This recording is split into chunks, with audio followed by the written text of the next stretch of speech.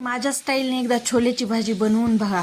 न खाणारेही आवडीने खातील. कोणताही मसाला मी बाहेरचा वापरला नाही आहे. घरगुती मसाल्यामध्ये ही भाजी बनवली. चला मी त्यासाठी काय काय साहित्य घेतलं ते पहा. हे छोले घेतलेले उकडून मी मीठ टाकून. ते माझ्याकडं स्किप झालं थोडं दाखवायचं, त्याबद्दल सॉरी. त्यामुळे मोठा मोठा कांदे घेतलेले 2-3-4 टॅमॅटो, त्यामध्ये कोथिंबीर, पुन्हा परतनं लसूण आणि ते छोले उकडलेले ते काय घातलेत. परतनं त्यामध्ये शाही जिरं, मिरे आणि लवंगा घातलेल्या तर थोड्याशा, आणि भाजून खोबरं.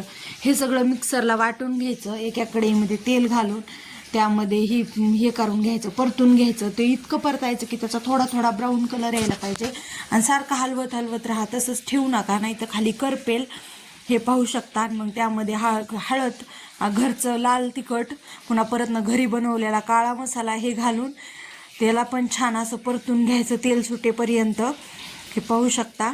आणि मग नंतरनं चवीप्रमाणे मीठ घालायचं. आणि ते मिक्सरच्या भांड्याला थोडं मी हे सोडून पाणी घातलेलं आहे, त्यालाही छान असं परतून घ्यायचं. पाणी घालून थोडं शिजून घ्यायचं.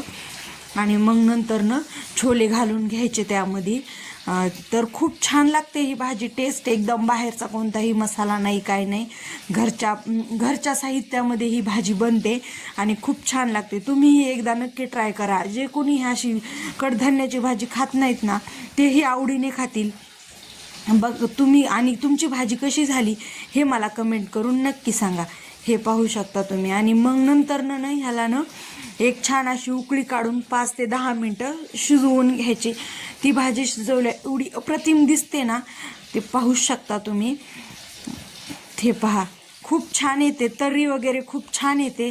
तुम्हाला हा व्हिडिओ कसा वाटला? अशा झणझणीत रेसिपी पाहण्यासाठी आपल्या चॅनलला सबस्क्राईब करा. आणि व्हिडिओ आवडला असेल तर व्हिडिओला लाईक करा. चला तर मग बाय बाय, भेटूया आपण.